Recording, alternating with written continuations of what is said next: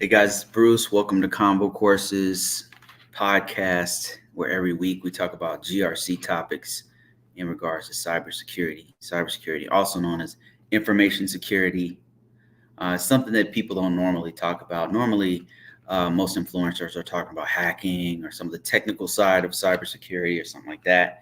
And I happen to have done cybersecurity for over 20 years now, mostly doing policy, risk, and governance, also known as GRC. So if you're interested in that and talking about these topics and asking somebody who's been doing this for a very long time, I'm going to tell you exactly how to get in, what to expect when you do get in, if you want to transition into this field. And then if you have any other questions about IT, I've been doing this a long time, so I'll answer it as best I can. Let's get right into this. Let me answer some questions. I'm going to start. I'm actually on vacation. That's why my sound is weird. I'm in this different environment. I'm in Las Vegas right now, just chilling for a bit, just taking kind of a little break for a few days. Kind of a staycation, really. I'm still working. I got so much stuff to do with my job, so I'll still be working here. Hey, Jay Barnes, how you doing, man? All right. Since there's nobody here, have you seen that beef between Drake and Kendrick Lamar? I'm sure you have, actually. What do you think about that? It's crazy, huh? Let's see. Tariq Baker says, "Hey, I'm currently serving in the military. I have a TS SCI and have Security Plus. Could I risk getting out in the next 4 years, or should I risk getting out in the next 4 years, or should I complete my cybersecurity certification that I'm working on?" I would say you could. It's not really a risk. you could actually get out right now. But what I would do, like your best play, it depends on what you want to do. But if you're trying to get that dollar and you're willing to work a little bit harder and you're going to be in the military anyway for a few more years, I would say go for a degree before you get out, because it's going to make you more competitive. Get that degree, so then by the time you get out, have a professional level certification, the Security Plus, and then you got CISSP and CISA and CISSM and these different certifications that are like 2 or 3 steps above the Security Plus. Get that and a 4-year degree before you get out. When you get out, your career is set in stone. I mean, you'll have to turn down good jobs, great jobs. So yeah, it's not even a risk, man. It's at this point, all you got to do is apply. You just get your resume looking good. If you need help on how to do I would start doing your resume now. Start putting it together. Take a look at my resume. You can go to convocourses.net and just go down the list and look at how my resume looks. Start putting it together now and start massaging it for the time you're in there. You said, I already have a bachelor's degree, so it would be a master's degree. I'm 23. Just don't want to rush things. So, wow, you're playing. Yeah, you're playing for real. You're playing for keeps. Yeah, even if you got out right now, I'm gonna be completely honest. Like, it would not be a risk for you. You make 6 figures depending on what state you're in. If you're in the Denver, there's certain hot spots you want to go to when you do get out. You want to go to either DMV area, DC, Virginia, Maryland area is the most jobs for what we do, cybersecurity, because there's so many federal organizations and all that kind of stuff. And then you got all the jobs in Colorado. There's a lot of jobs here in Colorado because there's so many bases, there's so many military, so much federal stuff going on. And then you've got Southern California has a ton of jobs down there in the LAs, in Santa Barbara, San Diego. All of those there's a lot of jobs in that area. And what other hot spots? Texas has a lot of jobs that's going to hold your TSSCI is what I'm talking about. You put all those things together. South, yeah. Jay Barnes, thank you. South, oh man, you got Alabama, you got Georgia. Huntsville, Alabama's hot because you got NASA down there, you got Army down there, you got all these different aerospace organizations there, and then you've got of course, Texas, Plano, Texas, Denver, Dallas, Fort Worth.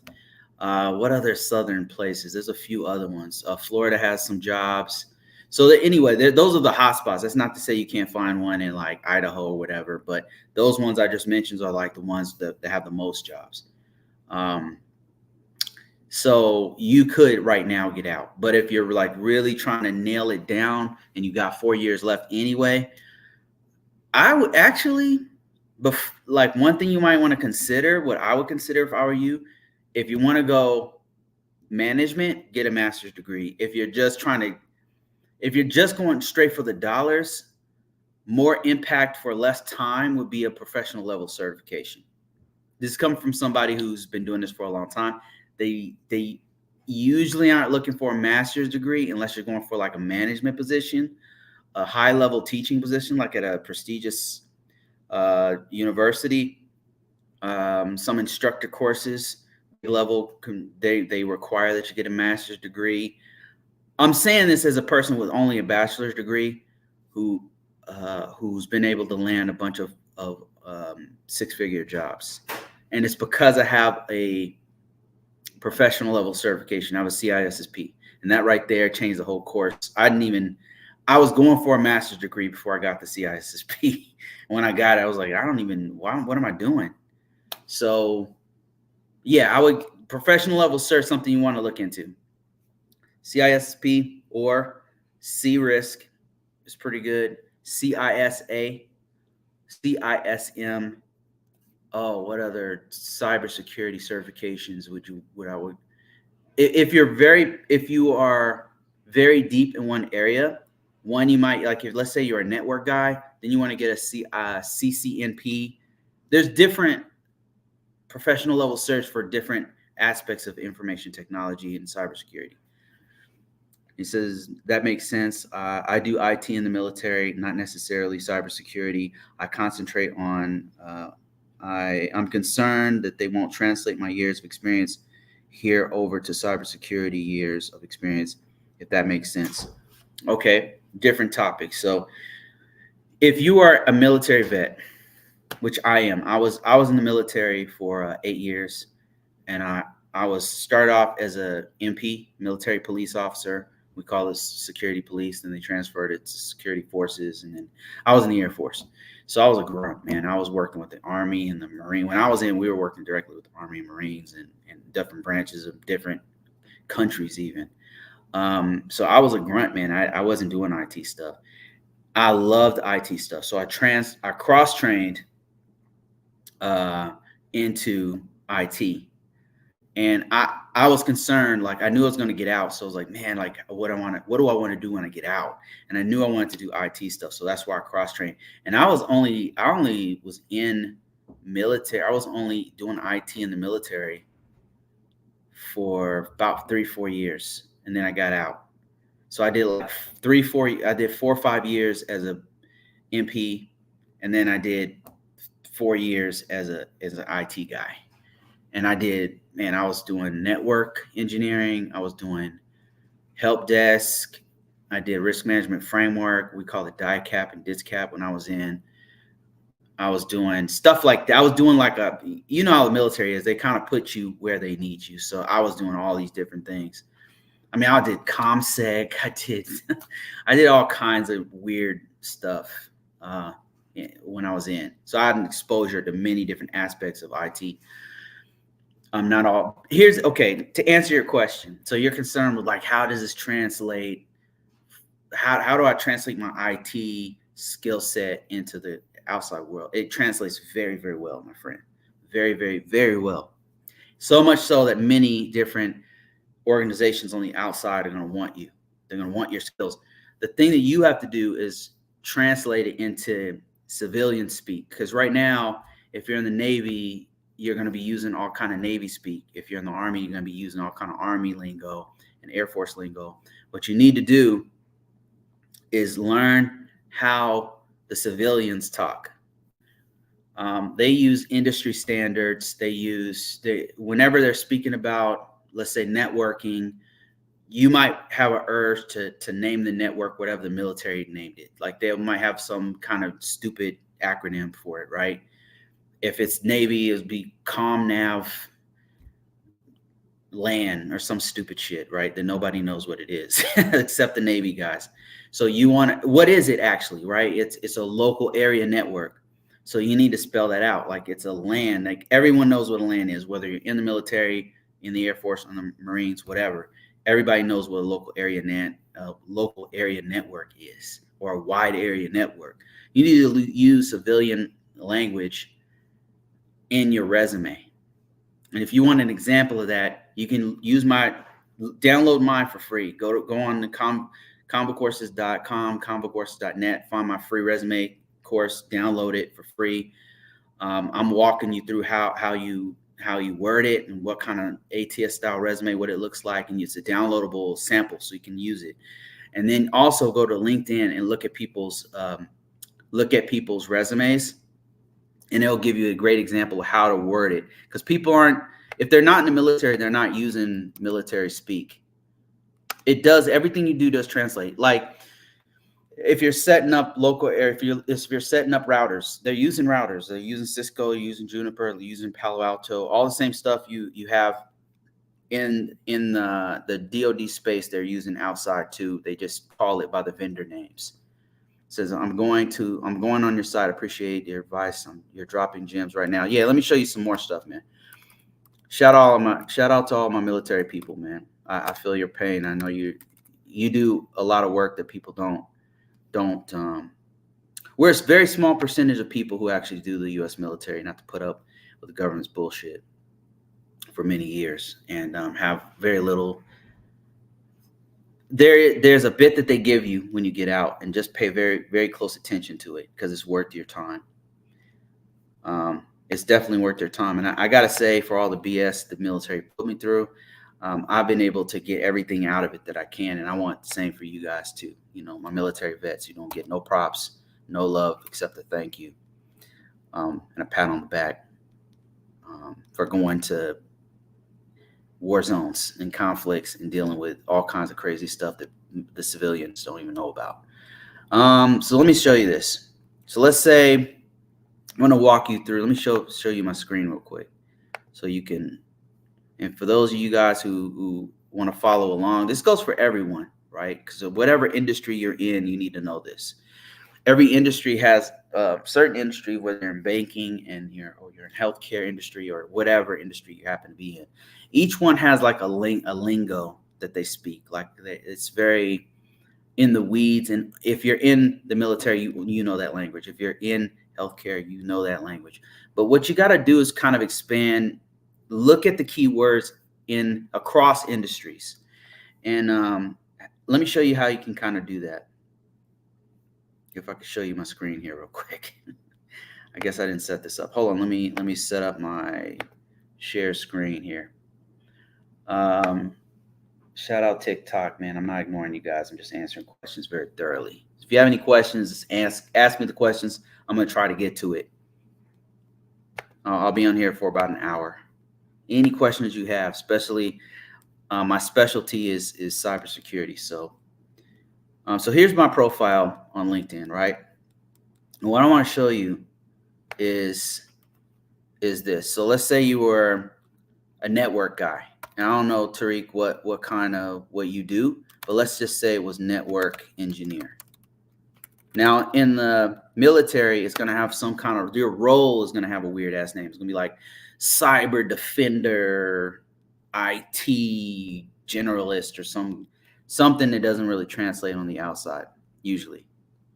But we're going to say it's a network engineer. Let's say that most of your work is actually, your skill set is mostly in setting up routers and backing up routers and troubleshooting routers and stuff like that. That's a network engineer. So let's say that was your specialty.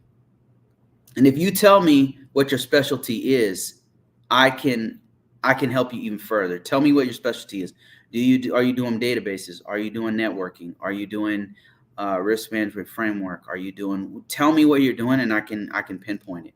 But right now, I just typed in network engineering, and as you can see on my screen, it just defaults to everything, jobs. So what we want to look at is people. People. So these are all people's profiles.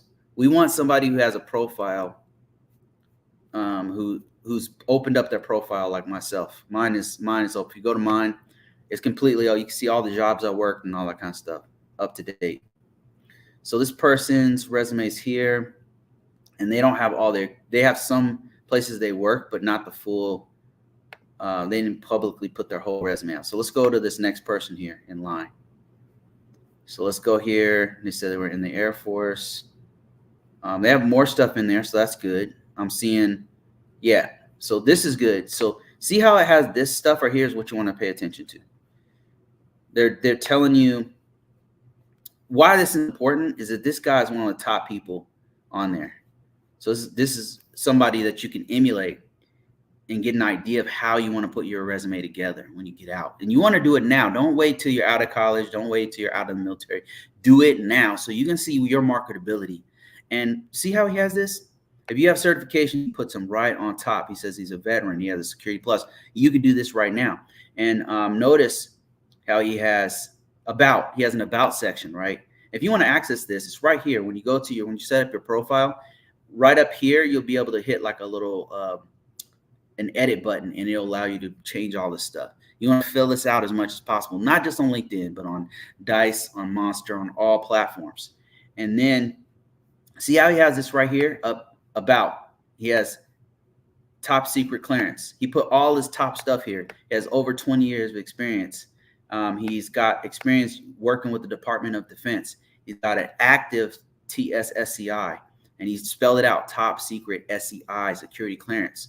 That's important because when people are typing in keywords in these job aggregators, you're going to see your resume, and that's how you get the jobs.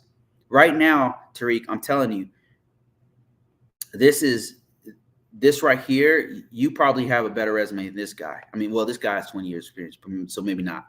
But you have one that's on par with where you've got one on the path to where this guy's going. If you're a network engineer, especially, he's got a CCNA. He's got a Security Plus. See how he spelled it out? Cisco CCNA certified, CompTIA Security Plus certified, Cisco Device Administrator, and so on and so forth. Then he has some of his top skills: LAN, local area networks. This guy is a military veteran. He's not using all kinds of military speak. There's a little bit in there, but not a lot.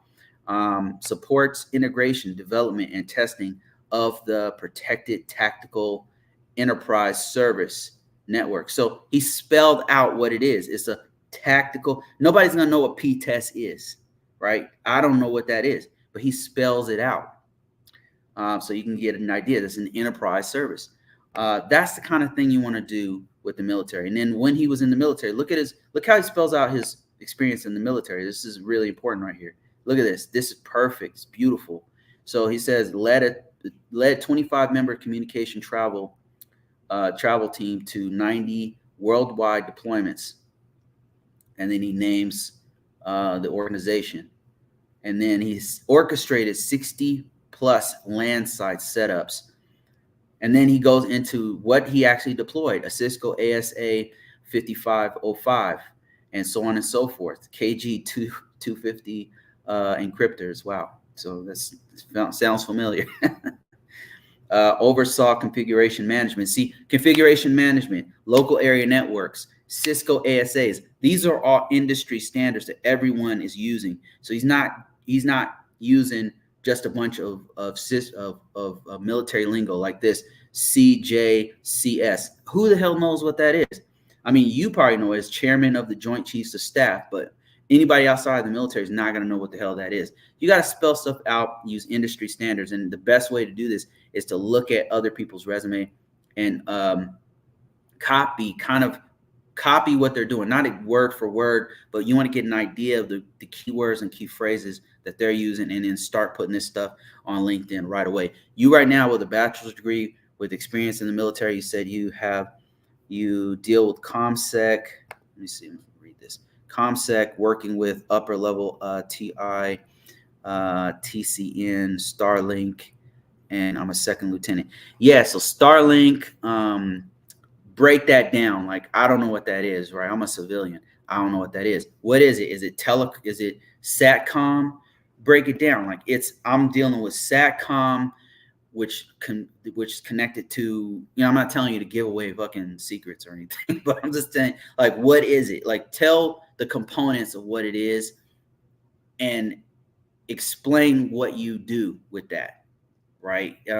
As a lieutenant, second lieutenant, and let's say you have 4 years left, what I would probably do, you have to be in, get a professional level cert, and if you have time, a master's degree. That way you can go straight into like management, and then don't forget about your technical skills. I would keep my technical skills sharp, because I know, like, as a second lieutenant, sometimes you guys don't get like hands-on. You guys aren't in the weeds on technical stuff. But the more you know about the technical side, the better, to be honest with you.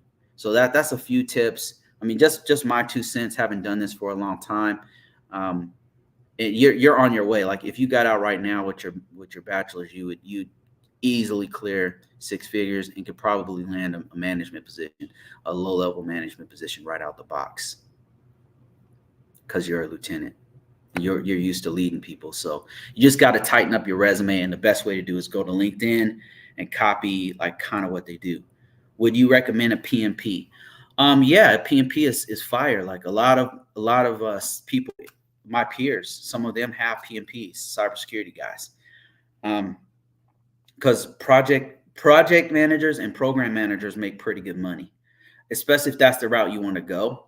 And here's another thing people don't really talk about is, just like doing information security work, you can go into information security management, but also as a project manager, there's levels to project management that lead all the way into C-level and director level, because that's the kind of stuff they're doing, is coordination, putting things together, making sure that large systems are on track to get done on time and under budget. That's the kind of stuff PMPs do. A PMP is fire. Like, that's a great certification. Like, I don't know what tier it's in. Let me see if I can find what tier that's in. I want to say it's like a professional level cert, but I'm not 100% sure. Let me see if I can find secure. If you guys want to follow me, if you happen to be listening to me on this podcast, if you go to Google or Bing or whatever search engine you use, DuckDuckGo, whatever, and type in security progression. Just follow me here. Just stick with me for a second. Security progression certification. I'm going to take you to one of my favorite sites. Certification, or I could spell. I'm looking for, there he is, pauljeremy.com. Let me show you my screen again. pauljeremy.com, this site right here, this guy has a security certification roadmap, and it's called the security certification roadmap. So let me click this here so you can see. I can't expand it, so I apologize. And if you happen to be listening to me, I'll explain what we're looking at. You definitely want to check this out. pauljeremy.com, security certification roadmap, breaks down each one of the top cyber security certifications. And not all of these are security, but what I wanted to point you out to, Tariq, is am I pronouncing your name right? I apologize if I butchered your name. I'm looking for the PMP. PMP. So PMP would be, see how they have these different categories? You have network security, you have IAM, you have security architecture and engineering, you have asset security, you have security and risk management. You have different categories of security. PMP is probably under security and risk management, I think. Maybe security operations. I know PMP is on this list. It's one of the larger ones. So there it is. You look at that. Wow. So PMP, is that a PMP? Wow. Yeah. PMP is considered an expert level certification. It's above a CISSP. Yeah, I stand by it. A PMP is a great certification. It's a great certification. It'll get you right into project management, program management type stuff, management and stuff in general. So yeah, great cert. All right, let me see what we got going on TikTok. I'm gonna start from the top. Answering questions here on TikTok. Let me see. A lot of people coming and going in here. So basically, an MBA in security isn't worth it. I didn't say that. I didn't say that. Maybe you got that from a misguided implication. I didn't mean to imply that that it's useless. Oh, an MBA. Are you talking about a business? So let me see. Okay, let me stop being a dummy here. MBA. It's a business certification, isn't it? Master of Business Administration. Oh, okay. No, I wouldn't say it's useless. It could, if you have a background, a skill set in a tech. Let's say you've been doing you've been actually implementing security on systems, or you've been implementing IT. You're an IT guy by trade, and you have an MBA, a business master's degree. It could still help you to land a manager position as an IT guy. So it's not totally lost. Normally, I'll tell you this though, to get into IT in general, like whenever they're looking for degrees, they're usually looking for something in STEM, which is science, technology, engineering, mathematics. One of those. That's the ones that they put a lot of weight on. But if you are already an IT guy, and you had an MBA, a master's in business, it could still help you. Put it to you this way. I've been in positions where I've been in organizations that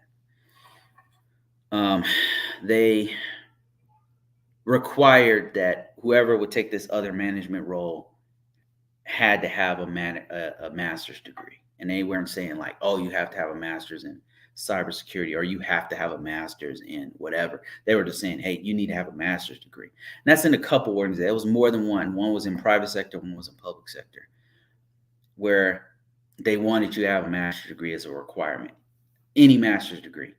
So yeah, so it could help you depending on your situation and what you're trying to do. To get your foot in the door, I don't know how much an MBA is going to help you in IT. Like, I'm not sure how much it's going to help you, to be honest with you, because they're really wanting experience in the field, right? I mean, if I was an IT guy and I had all this experience in IT and I was trying to run business accounts, right, and I have no experience in business accounts, they're going to want me to have experience with business accounts. They ain't going to look at my degree in IT and physics or whatever, right? So that's kind of how it works in IT too. How's your work-life balance with cybersecurity? This is a great question. I'll be completely honest. It depends on the job. The current job I'm at, it's not great. The work-life balance is not good. Just being honest with you, and I think the reason why, and this has happened at more than one organization, where they won't hire more people, and I don't know what's going on. I don't know why they do this. They'll put a whole bunch of hats on you, and they want you to do all this stuff, and they just won't hire more people. And right now I'm in a place where they really should hire more people. And I've told them this over, I don't know, 2 years since I've been working there. They just won't. They'll hire a dude, the guy get trained up, and then they'll be like, okay, now you're going to go do this other thing. It's like we got this scope creep where they're getting all this new business, gobbling all this new business. And then when they get a new person, they put them on that new business. It's like we have too much work to do. It's a good and bad thing. It's good that like you're hearing all this doomsday. Oh, the economy's bad. No, there's no jobs. I'm telling you, there's freaking jobs here. This company that I'm at, they keep getting more business and getting more business. And every time they do, A new person comes in, they immediately have to put them over there in that new bit on that new thing. That's what's happening, is that there's not enough of us to do this work. It's part of the reason I do this, is that I'm telling you that there are jobs here. There's jobs to do, but you have to be qualified. They want you to have a skill set. They can't just hire any person, because this is cybersecurity. One of the great things about cybersecurity is that it's a dual-edged sword, because on the one hand, the good part is somebody from India can't take this job, because a lot of the jobs require that you're a U.S. citizen. It weeds out the field. It's like, nah, we can't hire somebody from China. We can't hire somebody from India. We can't offshore this work, because this is we're dealing with sensitive information. So you can't just hire anyone. Then you got to do a background check on that person to make sure you're working at a bank, you didn't rob banks. You're working at a hospital, we're not a malpractice nurse or something. You know what I mean? So they have to do a background check on not necessarily a security clearance, but a background check for all cybersecurity jobs. I don't know that I've been on one that didn't have some kind of background check on you. So it weeds out the field. So there's always work to do here. There's always work in cybersecurity. The problem is they can't find the people to do the skills. There's not enough people who even want it. The Gen Z don't want to do this work. I don't know what the hell's going on, but they do not want to do this work. The older people, the boomers, are retiring, man. They're getting out fast. So there's just a narrow path of just mostly millennials and Gen X that are doing this work. And they just keep piling stuff on us because there's more and more and more work to do. And then another argument is like, oh, well, what about AI? AI is going to take all the jobs. Hey, listen.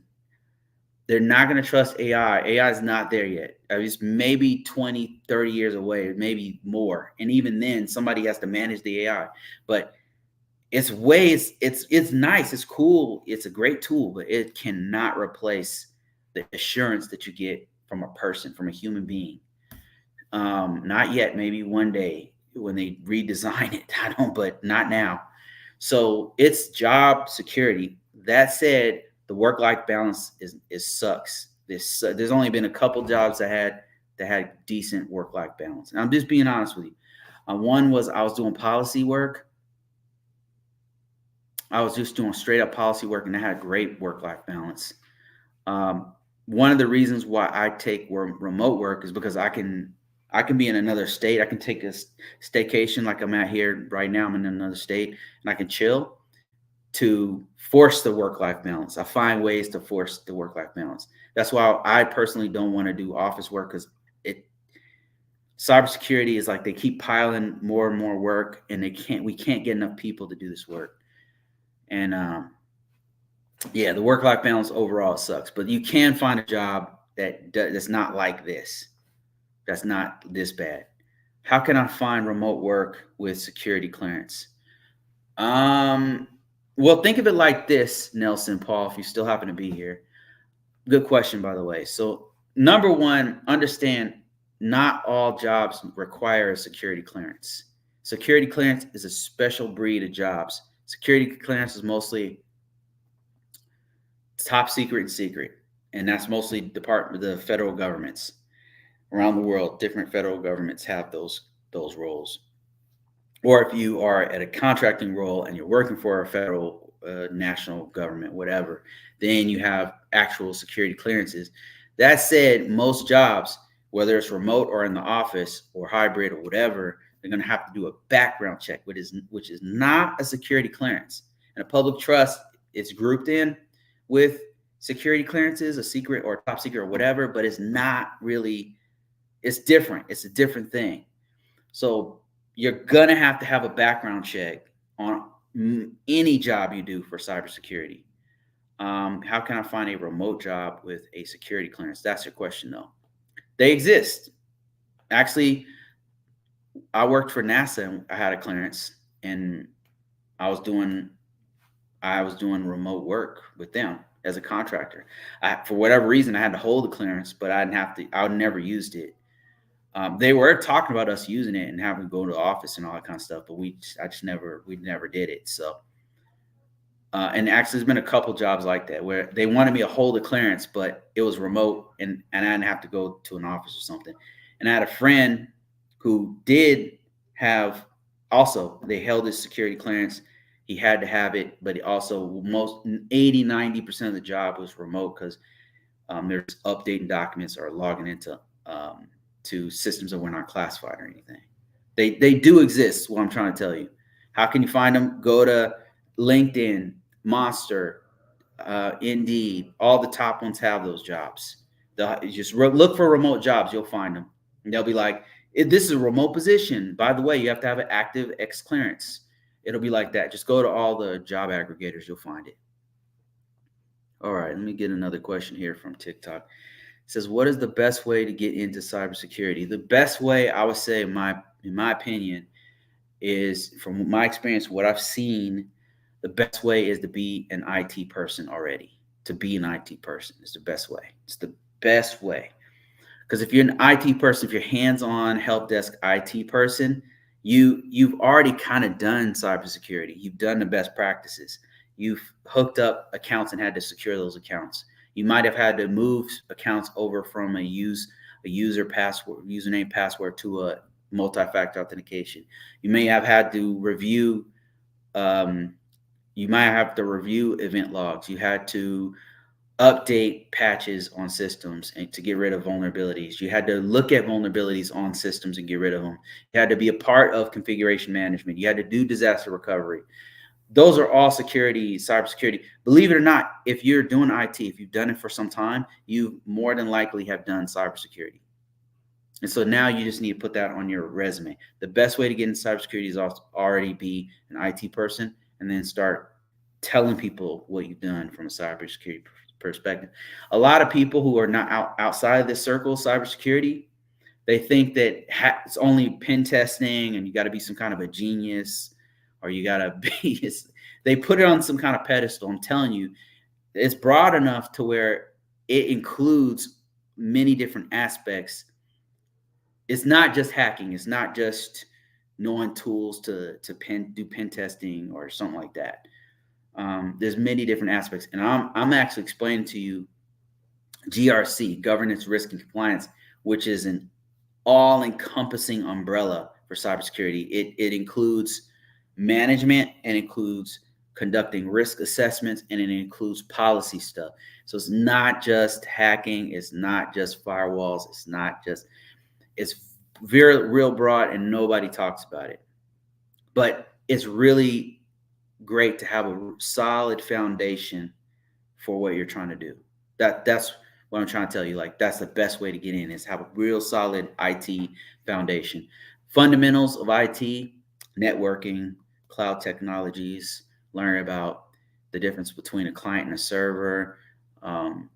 Those are some of the main things that you really need to know.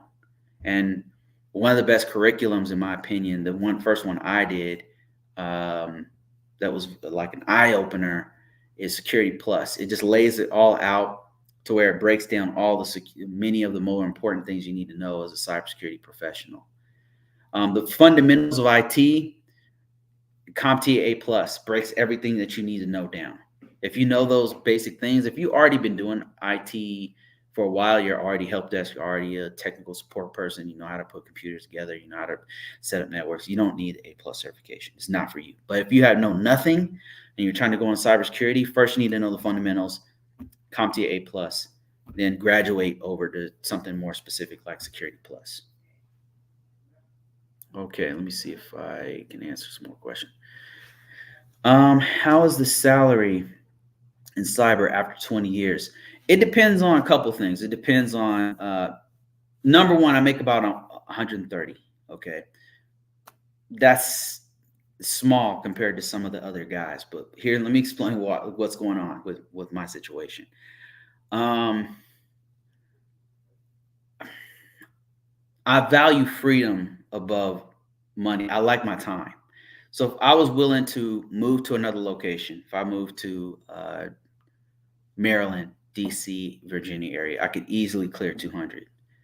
If I was willing to go into an office and get my clearance back, I could easily make 250 or more. if I was willing to go back overseas as a contractor, I could easily clear 220 to something like that. For me, it's freedom. Like, I like being remote, making over 100. I'm okay. I have income streams. This isn't my only stream of money. So I don't need to pull in 200,000. I just don't. It's just not right. It's not in line with my goals, what I want to do for my family. So if I'm willing to go overseas, I can make clear easily. Hell, I could probably pull a few 100,000 if I started my own consulting business. Like, check this out. If I really wanted to make money, here's how I do it.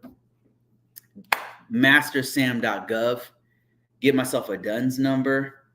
You think I don't know how to do this? I win contracts. I could hire some of you guys. I could hire the best of the best, do interviews with you guys, hire like 10 dudes, get a DUNS number, put you under my LLC. We, as a wounded vet, go out and get win some contracts with Department of Defense, NASA, whoever.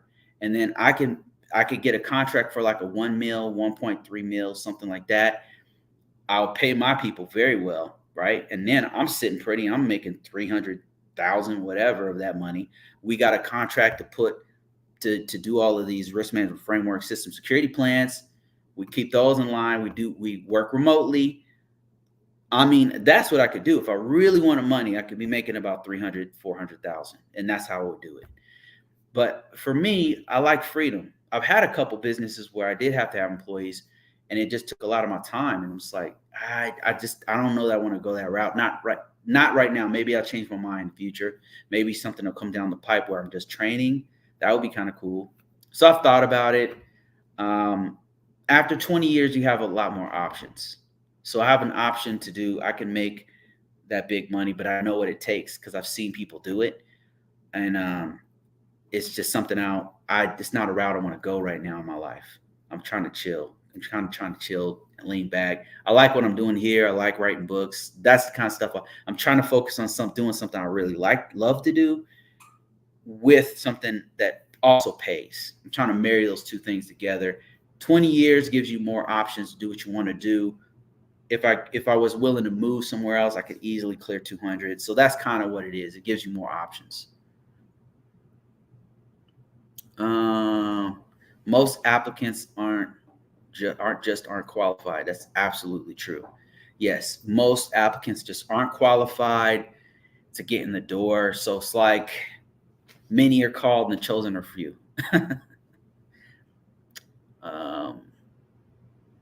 Where is your workplace? I'm ready. Where's my workplace?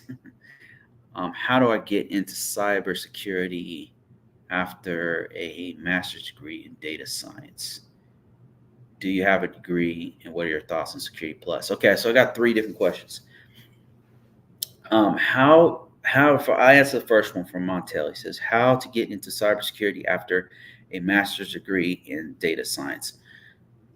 So if I was a student, what I would do is right now,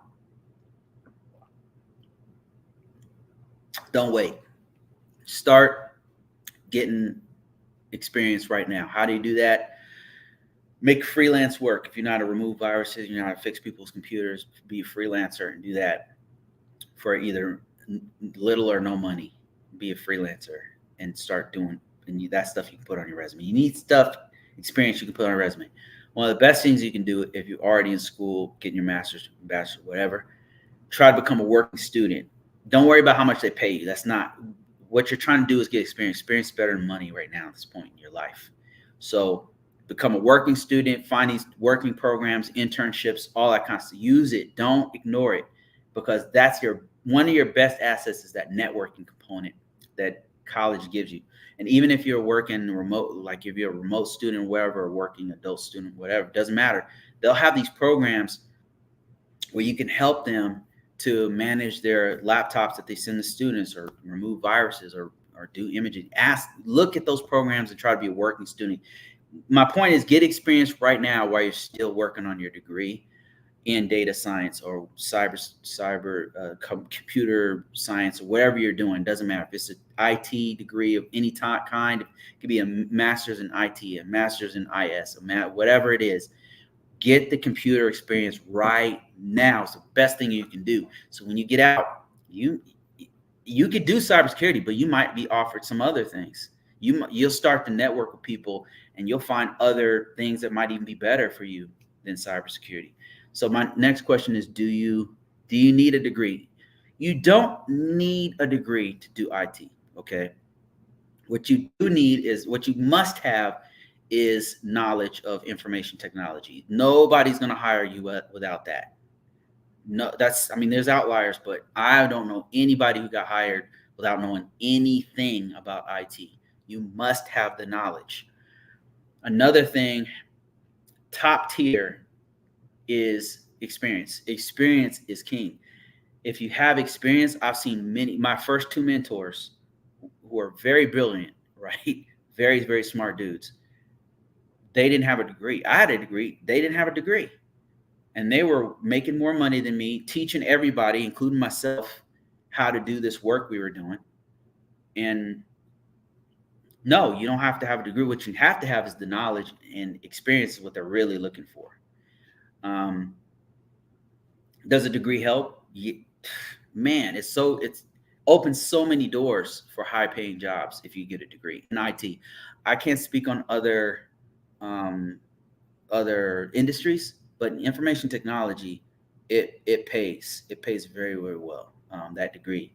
And if you say I'm working on a degree, sometimes they'll hire you when you say I'm working, and then when you get in the interview, they'll say, hey, I see you're working on a degree. Like what?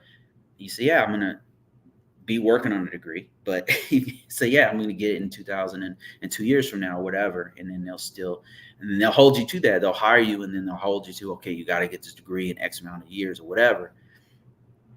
And then the last question is, what's your thoughts on Security Plus? Security Plus Fire is one of my favorite certifications. It was one of my first most effective certifications.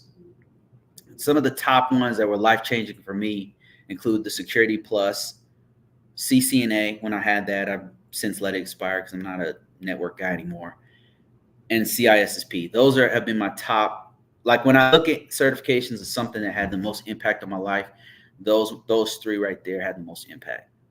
I would say A+ certification was a great learning tool. And then I would say the CAP, also known as the CGRC, is the most relevant to what I do. But as far as like life-changing, like people getting me hiring me and stuff, those three: CCNA, Security Plus, and CISSP.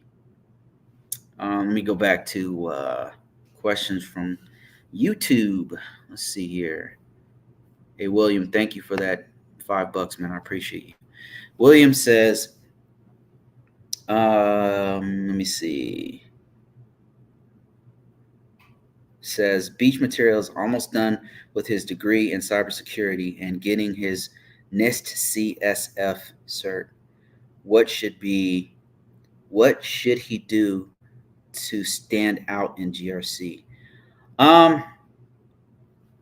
What he should do is get some experience in IT experience. IT experience is above everything else. Let me see what Beach Material says. If you go to a large church, ask the working staff, IT staff, to gain experience for freelance, bring new ideas. Yeah, stuff like that. Yeah, get experience. Like experience is really going to be the thing that sets you apart, for sure. Experience. The more exposure you have to information technology and securing it, applying security features, security controls, a good solid understanding of how to secure a network and reduce risk, a real solid understanding of how, if you're trying to do GRC specifically, William and Beach Material, the more exposure you have to a framework and how to implement that framework in an environment. For example, one of the questions that I get asked quite a bit when I'm in an interview, all the questions center around them trying to gauge my experience and my knowledge base in actively applying the NIST 800, which is the framework I mostly use. So, for example, they'll ask me questions like, have you gotten a system to an ATO before, right? Now, I mean, that question right there, you'd have to know what an ATO is. Like, you have to know, I know where they're going with it. They're wanting to gauge if I know what an ATO is and if I know the risk management framework process to get that system to an ATO, and they're trying to see if I can get their system to an ATO. It's a 3-part, like, it's a very complex question, because they're trying to gauge how I can apply this framework to their organization system and how to, based on what I did before. So they'll ask me the question. What I'll say is, yeah, I've gotten several systems to authorization, right? Authorization to operate. That's what ATO is. I've gotten several to authorization to operate, or an interim authorization to operate. And the way we've done it is we've gone through, I've gotten some from beginning to end, going through the entire risk management framework, and I'll start breaking down the risk management framework. I say, I was part of the team that had to categorize the system. We got to put our heads together, found out who the stakeholders are, and then we had to categorize the security of the system, which led us to selecting the controls of the system. It was a low impact system, so then we start to implement those. So I worked with the system administrators to get those controls implemented, and then we had an assessor. We had an internal assessment done and an external assessment done, and we had to take that package from all the data we gathered, we documented it and put it into what's called the SAR, Security Assessment Report, and then we gave that to the heads of agency to look at, to get the authorization. So I was walking them through the process of what we did, right? And I'm showing them, number one, I know what the risk management framework is. Number two, I know how to apply the risk management framework to your organization. And after that, they're like, okay, all right. So it doesn't matter, like, whatever standard you're using, whether it's PCI DSS or it's HIPAA or it's Sarbanes-Oxley or whatever, they're trying to see not only if you know it, right? Because you could have just read it off the internet and just recite it. Maybe you have a photographic memory. You just memorize everything and just say. They want to see how you take that, if you have the wisdom and the knowledge and the experience, that take that framework and apply it to an actual system and situation. And those are the kinds of questions they ask you. So the more exposure you can get to a framework, any kind of framework, it doesn't have to be risk management framework. It doesn't have to be NIST 800. It doesn't have to be NIST CSF. Even if your exposure is to another set of controls, you could use those and just tell them how you apply it, and then translate that to the framework that you want. Let me give you an example.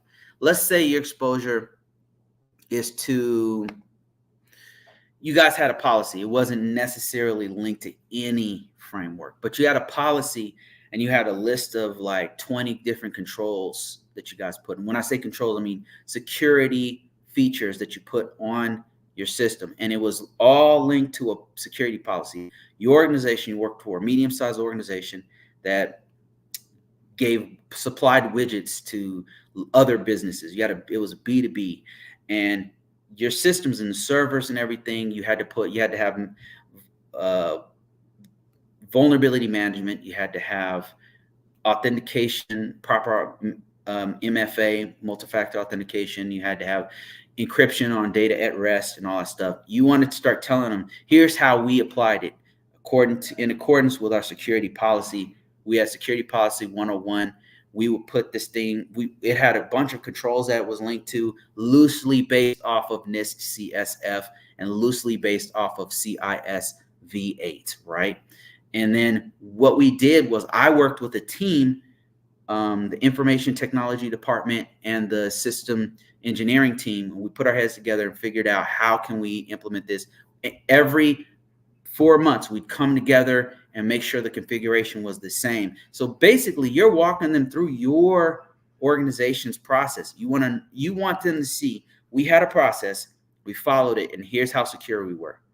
And then you could say that it actually all lines up quite nicely with the NIST 800, which I'm familiar with. We didn't use the NIST 800, but it was very similar to the NIST 800 in that we had to prepare, we had to have categorization, we had to have security, select security controls, we had to implement them, we had to have assessments. So what you want to do is show them, number one, you know how to secure a system based off of a security policy, and here's how it lines up with this other framework. You could do something like that, and that would help you out quite a bit, because they're wanting to know what you do, not what you know. They want to see what you know by what you've done, if that makes any sense. Okay, let me go back to TikTok. Let's see. Somebody said Adobe new AI is in their reader even has a disclaimer to not fully rely on AI results. Yeah, it's not there yet. So people are getting all excited about it, and it's just not. It's a great tool, but it's not. There's no assurance with it just yet.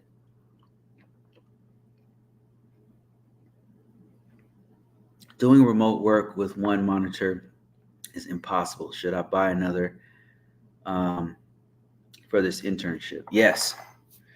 Let me show you. This right here. Look at this. This is a second monitor. Right now, I'm using it. Using the second monitor right here. This cost about $70, $79, something like that. It's worth your time because doing remote work, a lot of times we're dealing with lots of data, especially if you're a data scientist or data analyst or anything like that. You got to deal with spreadsheets and databases, and you got to transfer this data to this other. It's worth your time. Like, it's a great investment. Like, you should do it. I got this off of Amazon, and there's cheaper ones out there, but I mean, look at this. It sits on, I don't know if I can take this. Sits on this little thing right here. Just sit it right there, boom. And then I'm just looking, and you basically have to get one. I mean, it's really hard to do remote work with one screen, especially if you're dealing with a lot of data. If you're just like, I had a job where all I was doing was rewriting policies. I would read their policies. I didn't need two screens for that. I mean, it would have been helpful, but I didn't need two screens. But for the stuff I'm doing now as a GRC guy, I'm doing information security officer work, and I'm taking, gigabytes of data and having to transfer it and like do all this, putting stuff from one database to another. And I have to have another. It's just faster to have two screens. Do you have a class for GRC? So what I have right now, I'm thinking about doing something specifically for GRC in general, and then simplifying it in a way that you would understand. By the time you were done, you'd understand NIST CSF, NIST 800, and like PCI DSS and CIS V8 or something like that, and make it simple enough to where you could be a help desk person or IT person, and then by the end of the course, you would understand like exactly what the field looks like and how to put the stuff on your resume, how to articulate and speak at interviews. I could totally do that. I haven't had time to do that. But right now, if you happen to be in the government, I have a GRC course specifically for people who are GRC government workers or GRC contractors for federal government. It's called RMF Foundations, and it's specifically for information system security officers and walking them through how to do this. So I do have a course. It's on it's on Convocourses.com. Go to Convocourses.net to get some kind of a discount. Sign up right now. I've also got books and stuff on Amazon. Just look me up. Just type in Convocourses or Bruce Brown CISP or something like that. I'm out there. So Right now, I've got a book for like 99 cents. I'm doing a promotional deal on cyber law and FISMA stuff. How can I get your book? Go to convocourses.net, and it'll be the top one on the top link there. It'll take you directly to the book.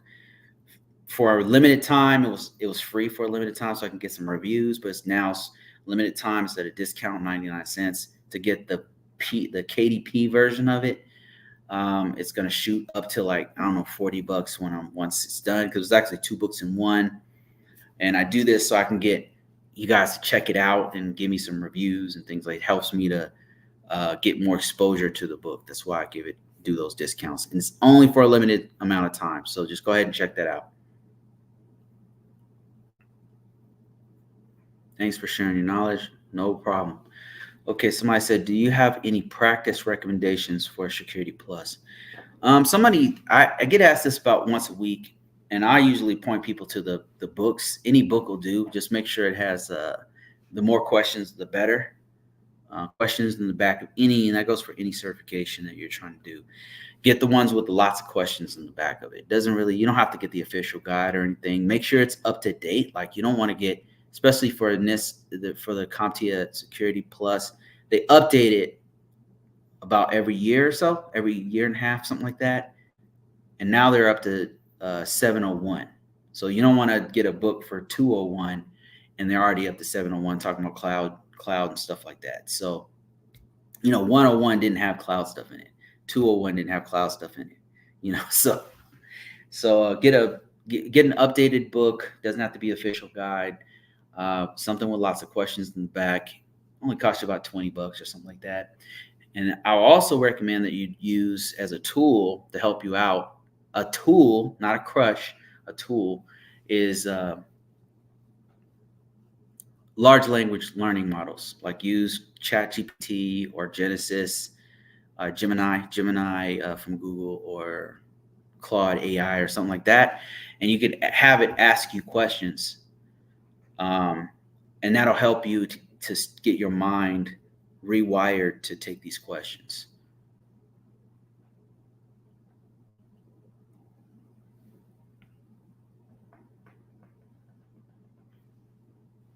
I've heard about people taking some of those, what is it called? Boson. Yeah, Boson. Those are cool too. There's like those little questions that walk you through how to.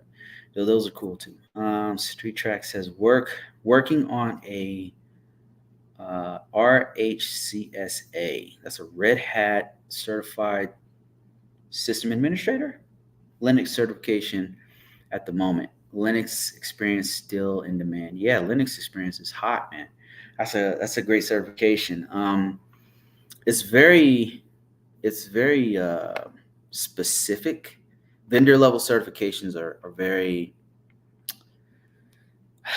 market dependent, and you're relying heavily on the actual vendor who creates them. But I can show you how marketable it is right now if you want. Let's see. Let's look it up. Let's look up how marketable, because I don't know how marketable that certification is. I really don't have any idea.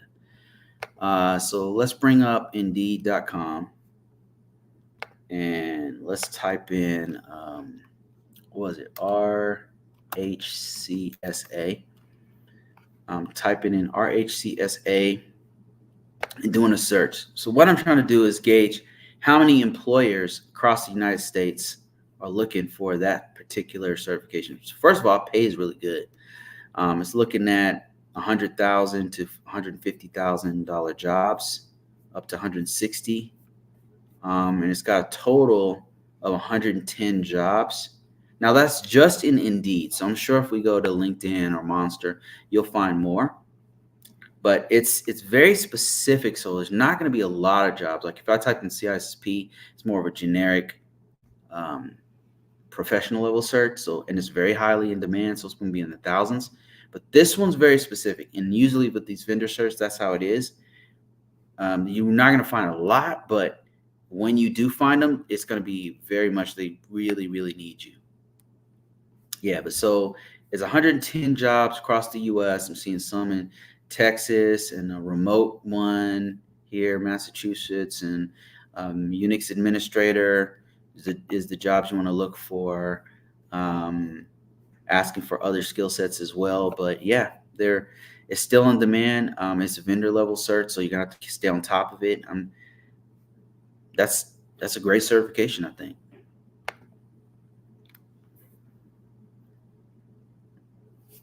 Hey, I'm working on my associate's degree in IT. You think I should work getting a bachelor's degree? Yeah, knock out your associate's degree. That's a really good start, and then I would say go ahead and get the bachelor's. Why would you want a bachelor's degree? Why do it? Um, how do I put this? There's this huge level of impact on your career with a bachelor's degree.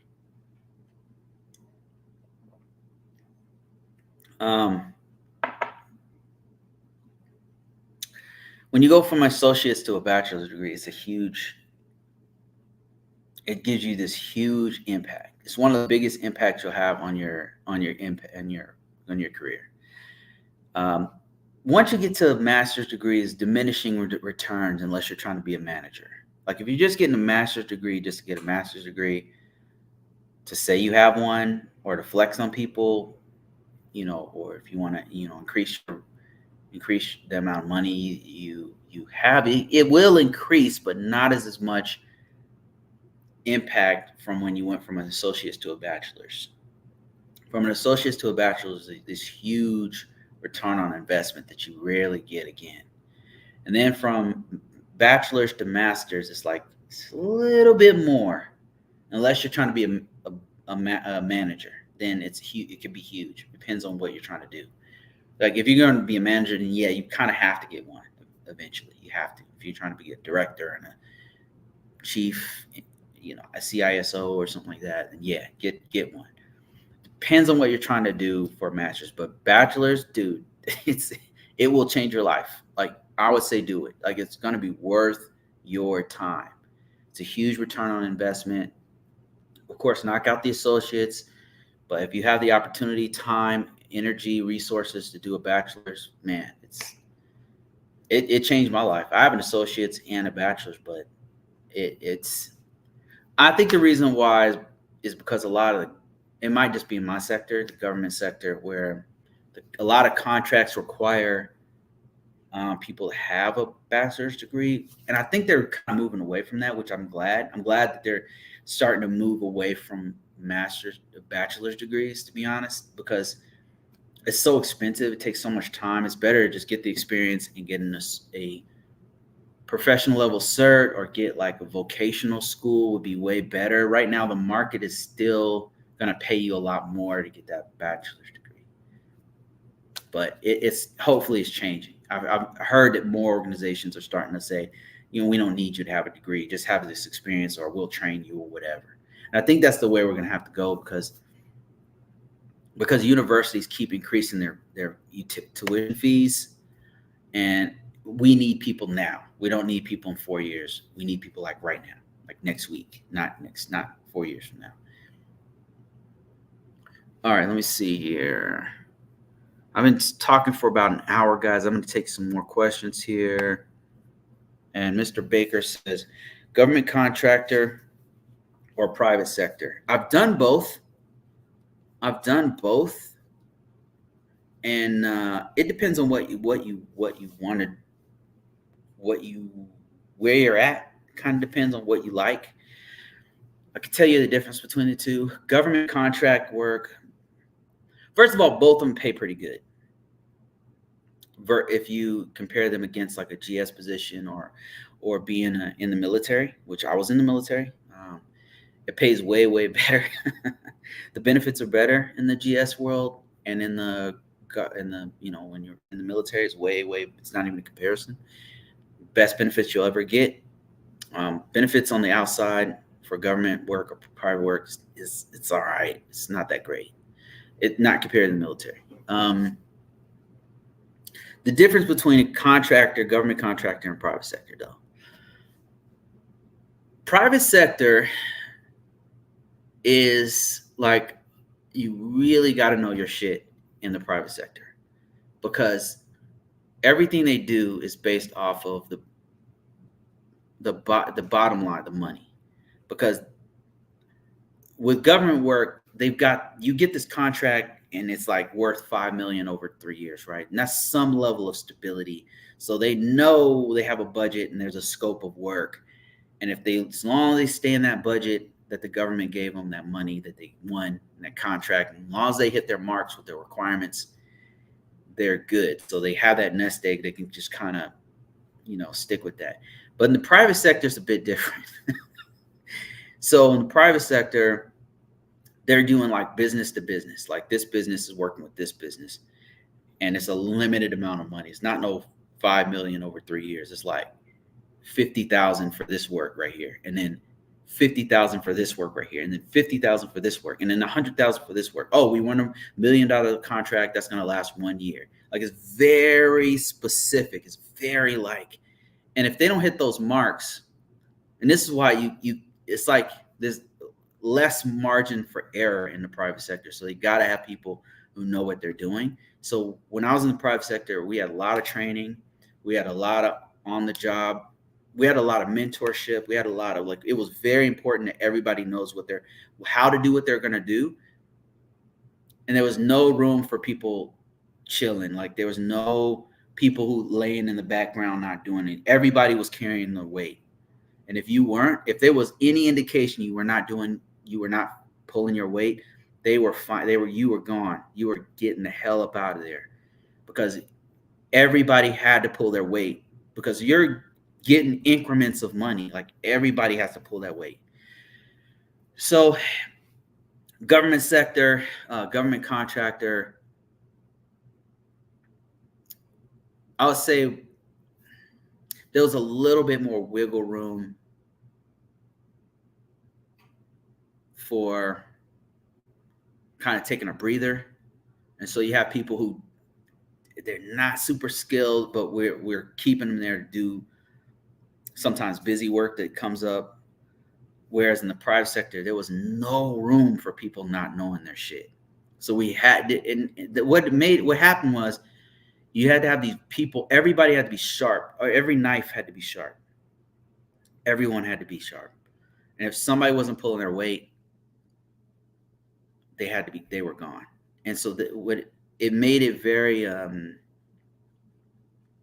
steel sharpened steel. Like, everyone was pulling each other up to succeed. It's a little bit more stressful, because you got to be on top of things, and you have to there was a lot of training.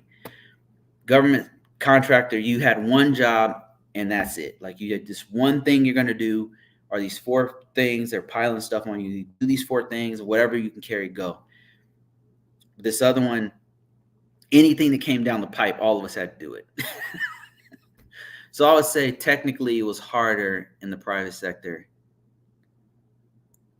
It was more fun. Private sector was more fun, because I was getting exposure to, we were doing Wi-Fi scans, and we had to go to a class for Wi-Fi scans. We had to do cyber threat intelligence. We had to do, they were trying to get us to do cloud stuff. I got exposure to PCI DSS. I mean, I got so much exposure doing private sector, because we had to do everything. Whereas government contractor, they were like, no, you're doing this one thing.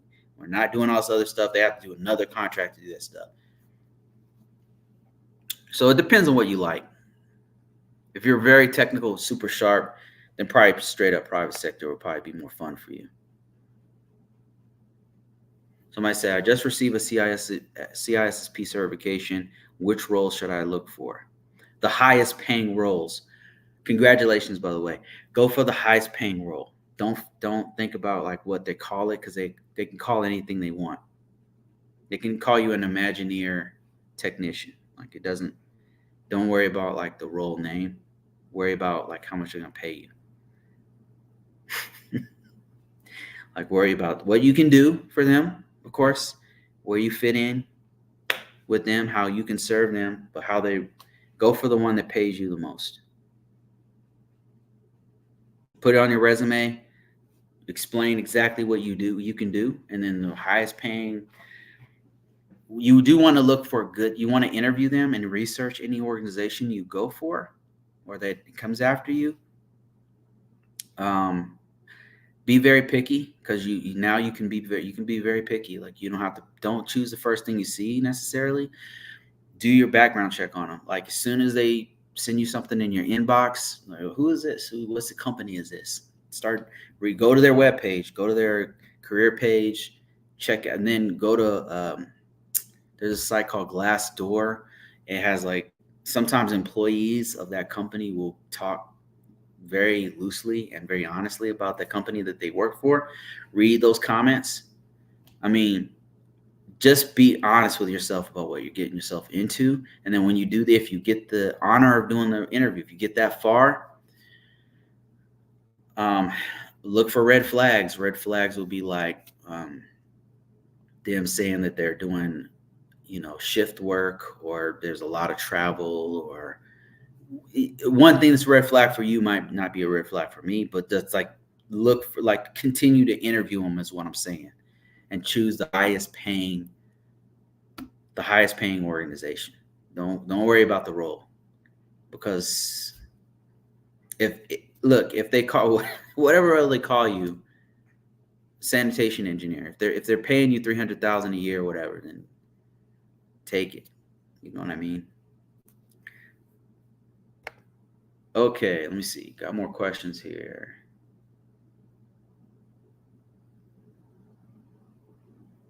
Great advice on frameworks. Thank you. How is AI impacting the industry from insider perspective? Right now, what I'm seeing is we're trying to adjust to the uses of it, because it's starting to get implemented in. It's a great question, by the way. It's starting to get implemented in tools like we use. Let's say we use Mac OS in our environment. Let's say we were using Mac OS. Mac is starting to integrate it into their product. Microsoft is starting to integrate it into the web browser that we use. They're starting to integrate it into tools we actually use. Like, for example, Internet Explorer uses Copilot, which is some kind of derivative of ChatGPT. So now we have to do policies to see, okay, look, you guys can use it, but however, make sure you don't do X, Y, and Z with it. You're not allowed to do X, Y, and Z. Don't go to this site. We're gonna block this site right here. We're blocking. So we're having to adjust to all the tools that are integrating AI, large language models, in there. There's talk about putting more AI, using it more, which is interesting. I thought they were going to go the opposite direction, but they've leaned in, which I think is a good thing, because in order to be competitive with other countries or with other companies or whatever, we basically have to use it. It's like an arms race. So what they're trying to do right now is figure out how we can use it without hurting our mission or our business. And working in the government, our main concern is our confidentiality, integrity, and availability of the information. We don't want to leak sensitive information on the internet. So that's the biggest challenge that we're having. That's the biggest impact right now that it's having on us. In the future, I mean, what's amazing is I don't know where this is going to go. Like, I'm a huge fan of science fiction, and I can say, like, I have no idea where this is going. It's very exciting and scary at the same time, because when you see how powerful it is and what it can do, your mind goes in all kinds of different directions. There's all this fear about us losing jobs about it, but I think the biggest concern with artificial intelligence won't be jobs. I think it's gonna change us as a species, and I don't think enough people are really talking about that. But just like the phone changed us, it's really changed us. Like, I don't know if you've noticed, but people are different because they have phones. Especially if you've been alive before everybody was using them, people are very different. Like, social media and phones, like, really have already changed us. And some might say that's not for the best. I mean, Some things are better. You have more accessibility to information. We have a more of a social, more of a nuanced um, conversation happening. I've noticed like whenever something happens, everybody kind of knows about it faster. Whereas before, you could go your whole life without knowing certain things. But now it's like it's so much information coming at us on social media that information just spreads everywhere faster, which I think is a good thing, especially if there's a disaster, natural disaster, or like some kind of conflict. There's more exposure to like government over government doing things they shouldn't do, or corruption is getting exposed faster. That's a good thing. I think that's a good thing. It looks worse, but it's better to know what's going on than to not know. Which is, when I was coming up, we just wouldn't know. And you know, 10 years later that this thing was. Look at the Vietnam War. Like the Vietnam War was started by some false flag. Look that up. I mean, that's crazy. So right now, something like that is immediately getting. You have immediately people saying no, it's because of. You have an opposition happening immediately, which I think it's good that we have this more nuanced discussion about whether we should be in certain conflicts or COVID-19 or whatever the case may be. Like we're having more of a conversation about things. The bad thing about it is that I don't know if you noticed, but like people are kind of getting fed certain information, and it's the information they want to hear. So politically, you might be of one mindset, and then you're getting fed certain information. And when you go talk to your coworker or friend, they're getting fed another set of facts. And it's because social media has these stovepipes where people just keep going down this rabbit hole, and they're not like exposed to another person's rabbit hole. So you got these two competing facts, and it's causing some problems, for people, especially people who can't think critically outside their emotional, like you want to believe certain things, but then it's not true. Like rather than challenging yourself, some people just like want to keep believing some shit that's not true. If it's in their favor, it's like you're on this team and your team is losing, and then rather than saying, okay, my team is losing, you say, you keep going down your rabbit hole. Like this whole Drake and Kendrick Lamar things. Like Drake obviously lost, and the Drake fans, they're never gonna believe. I'm just kidding. Yeah. So I think AI is same thing gonna happen. Is happening with AI. I think something, not necessarily that stovepipe and all that kind of stuff, but it's gonna change what's happening with us. It's a bigger question. Is what is going to happen to us as a human race? It's going to change us. I think it already is, actually. How marketable is the OSCP? Let's see. Let me show my screen. I'll talk you through it if you can't see my screen. So I'm going to go to Indeed. And just like we search for the Red Hat certification, I'm going to type in OSCP. Is it OSCP? Yeah, OSCP. OSCP, for those who don't know, is Offensive Securities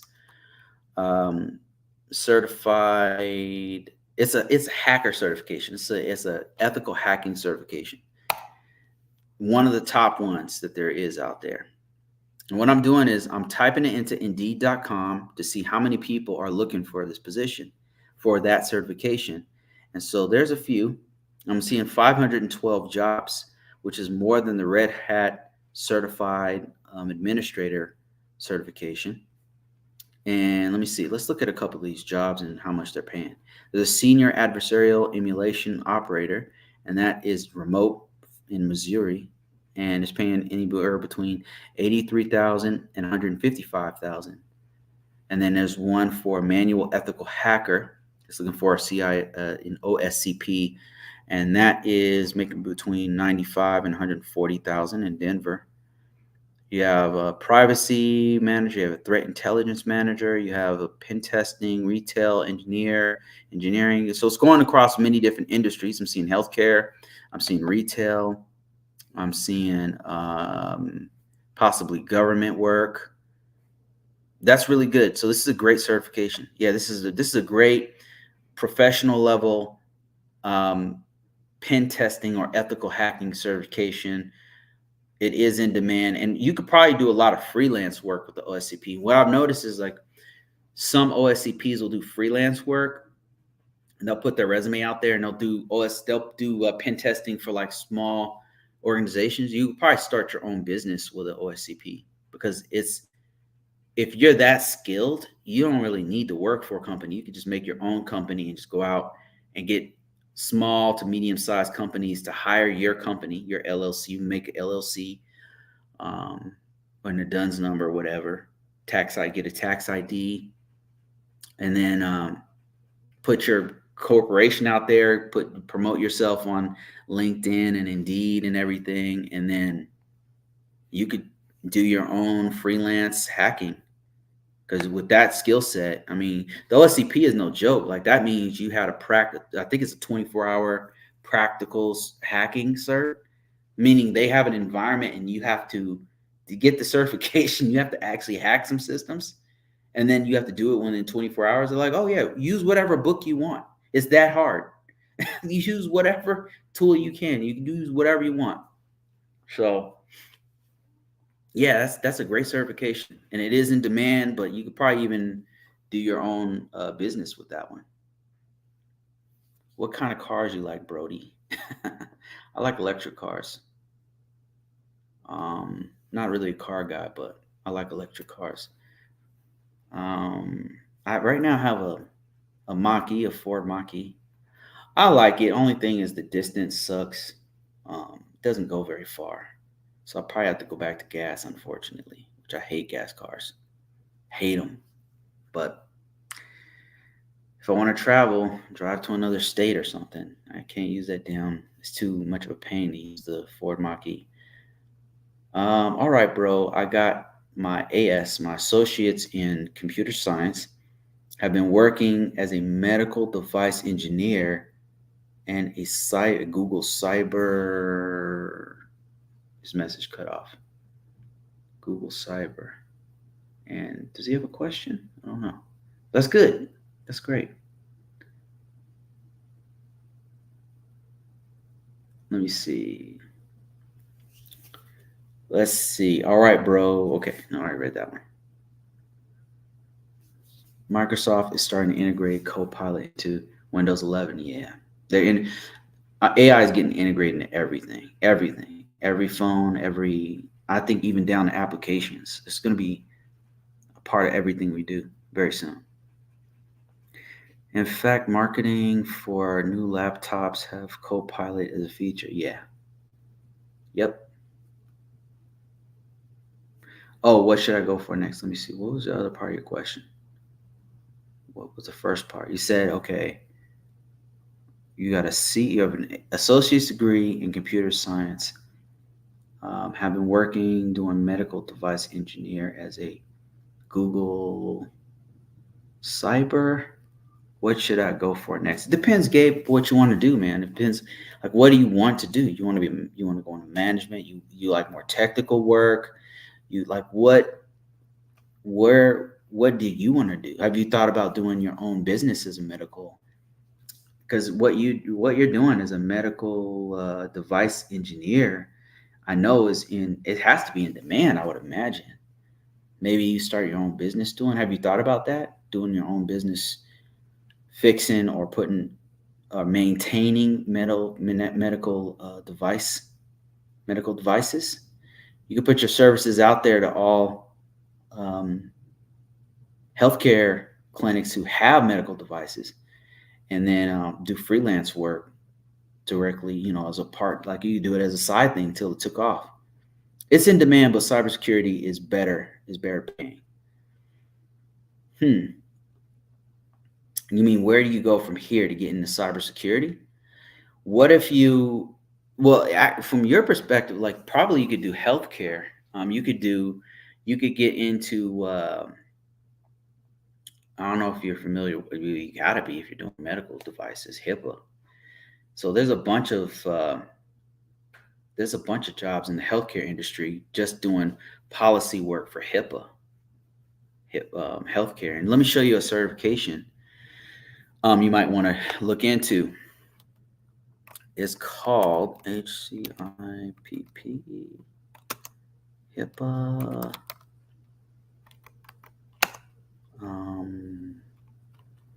ISC2.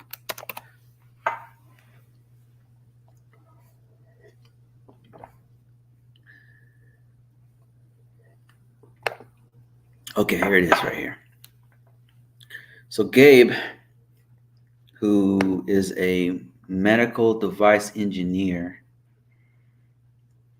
and sounds like he's been doing IT for some time, is asking me where does he go from here? He has an associate's degree in computer science.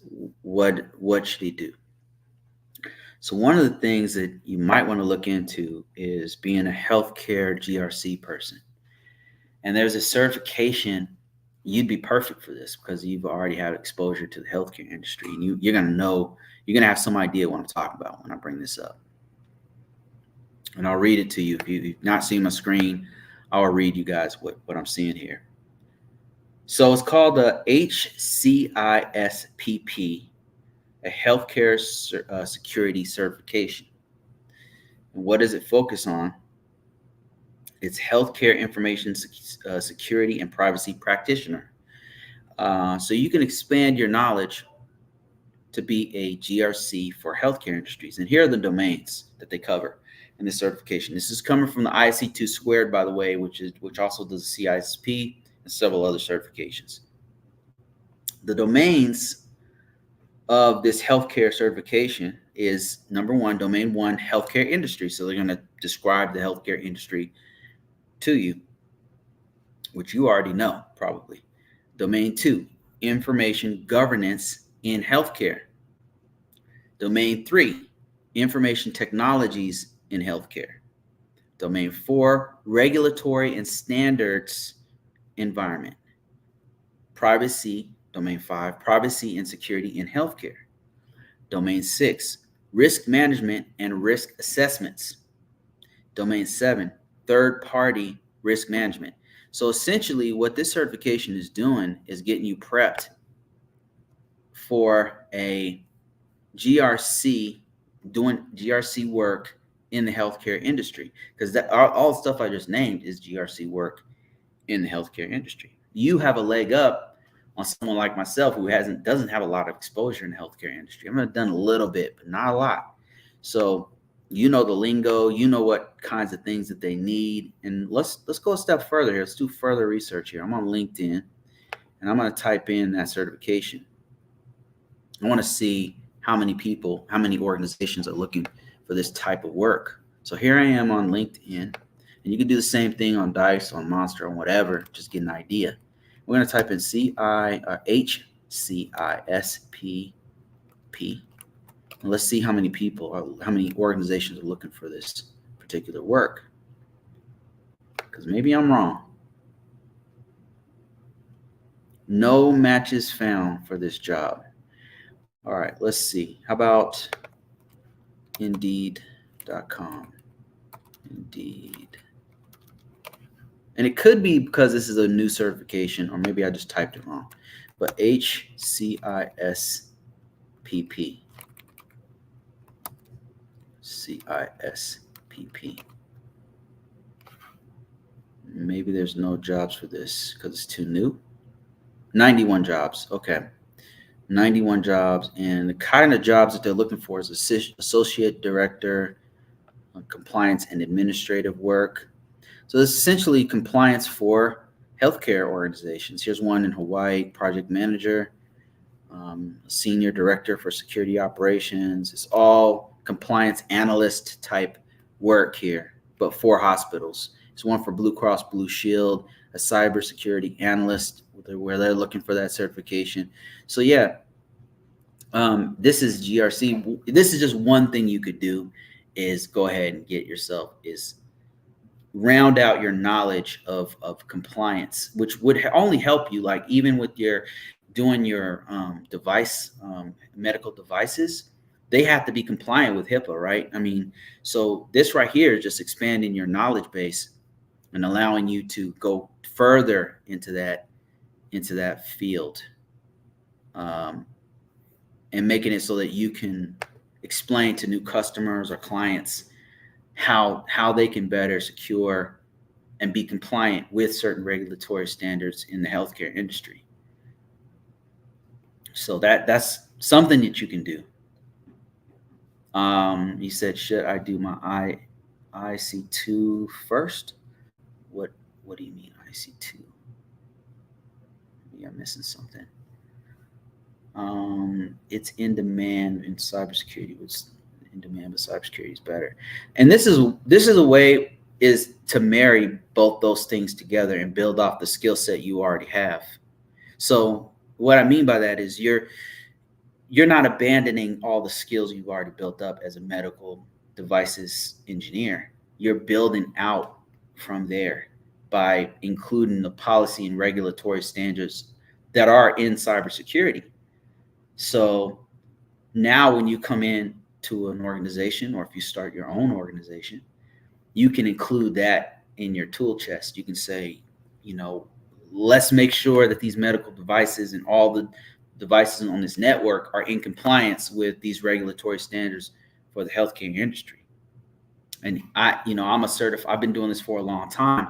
I'm actually a HCISPP, and I'm an expert in it. You could literally say that because you've been hooking up these devices, and I'm certain that you've had to pay very close attention to the security features of those medical devices, which is important to protecting our sensitive information, our privacy information, right? As the data is traveling with these devices and stuff. So yeah, that's one thing. If I were you, that's what I would do. Is I would expand on what I already have and build out, to do GRC stuff. And of course, I mean, you already have a computer science degree, so you have the basics down and stuff. So I don't have to tell you to sharpen up those skills. It's especially with HIPAA. Yeah, exactly. So you already know HIPAA. So get this certification. Look it up. It's called HCISPP, and I believe it's a professional level certification. Let me see. Oh, let's see here. What would that be? Would that be under HPP? Right now I'm looking at pauljeremy.com security certification roadmap to try to see where the HCISPP sits. I want to say it is. I was surprised to see the PMP so high up on the food chain. It's like an expert level certification. Yeah, there it is right there. It's a professional level certification. Yep, there it is right there. See that? It's right below the CASP plus. So that's a pretty high level certification. It's in line with the CRISC, the CISSM, which I don't know what that is, and the CAP, which is now called the CGRC. I have that certification. So yeah, that's what I would do if I were you. That's one thing you can do. Let me see. All right, I think that's about it, guys. Let me see if there's any questions on security on YouTube real quick. Bust some of these out real quick. Let me see if I have any questions on YouTube.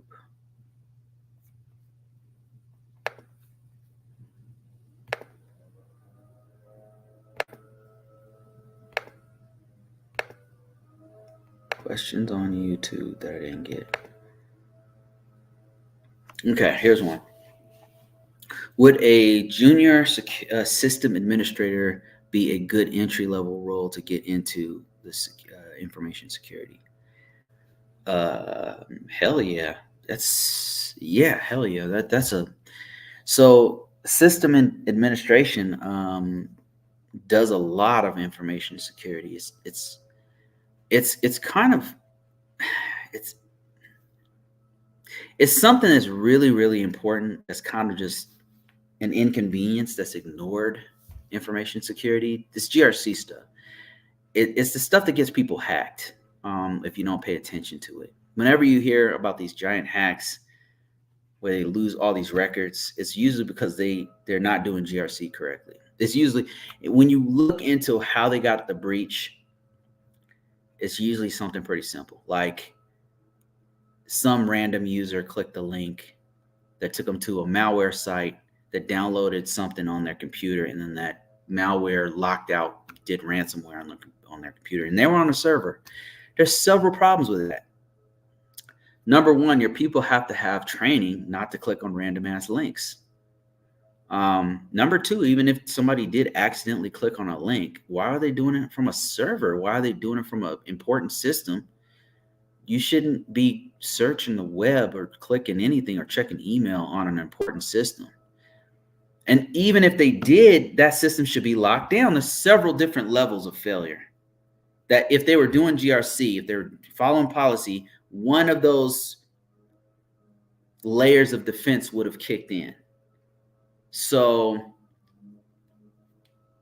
it's GRC, they're not doing it. So you as a junior system administrator are a part of one of those layers of defense.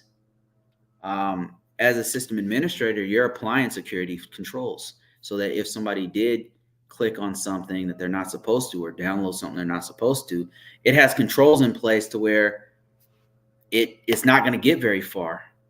And you've made sure that you have things like separation of duty, where if they are doing work on that important system, they're not doing it with their admin account.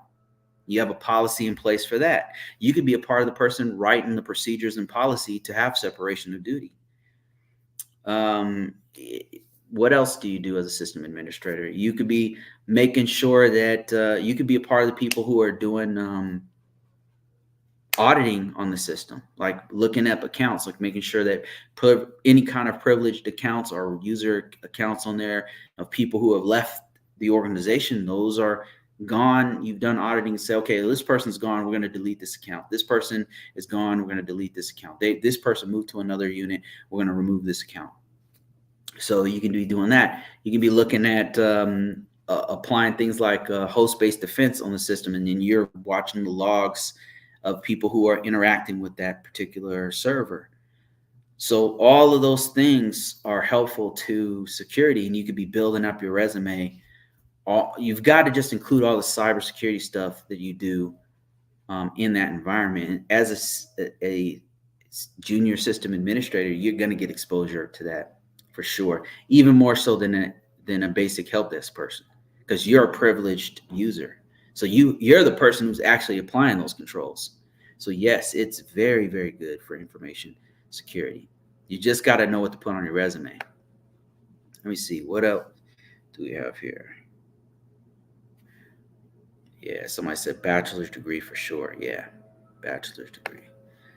Regarding GovTech, what agency is the easiest to get into an entry-level cybersecurity? For government, so I'm in a 3-letter agency right now.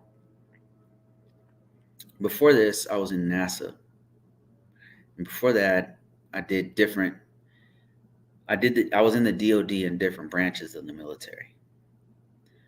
I would say that I can't tell you, haven't only been in like 4 different, maybe 5 different organizations. I can't say which one's the easiest because it depends on like what your skill set is.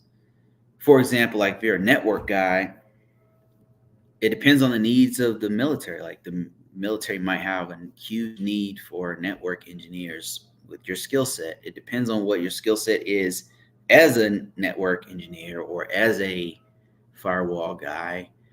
I could tell you there's certain devices they use that will lend themselves to a certain people getting hired in certain departments. Like if you know risk management framework, NIST RMF, NIST 800, NIST cybersecurity framework, CSF. If you know those things, that's going to get you seen by the government more. The best thing you can do is go to USA Jobs and put your resume there. Look for jobs there, and that'll get you in. Entry level jobs. I will say, if you happen to have been in the military, it's going to help you out a lot to get into those jobs because they're always looking for veterans. If you happen to be a student working on a bachelor's degree or something, or a master's degree, you can find some internships that'll get you an entry-level cybersecurity job. So those are a couple ways that I've seen help you get in there. But as far as like what is the best organization, it's going to depend on your skill set. There's certain tools that they use that if you know those tools, they're going to look at you different. But best advice I could give you is go to usajobs.com. Of course, all the other ones, Career Builder, LinkedIn, Dice, Monster, look for all those. But the best one specifically for government jobs is going to be usajobs.com. Those are going to all be like, don't exclude the other ones, but definitely include that one on your list as far as job aggregators. Let me see. I already read that one. Bruce, just want to thank you for everything you do. Man, what's going on? Damn, this internet's not good. All right, I'm about to call it quits, guys, in a minute. The consistency for so long, helping folks, great. Man, thank you so much. Thanks for watching. I appreciate you.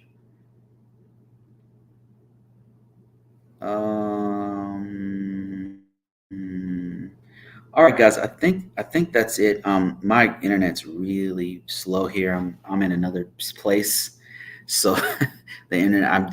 I'm seeing a huge lag here. So I'm about to let you guys go. But thank you so much for joining this. Thank you guys for watching. I appreciate it. Thank you for your questions.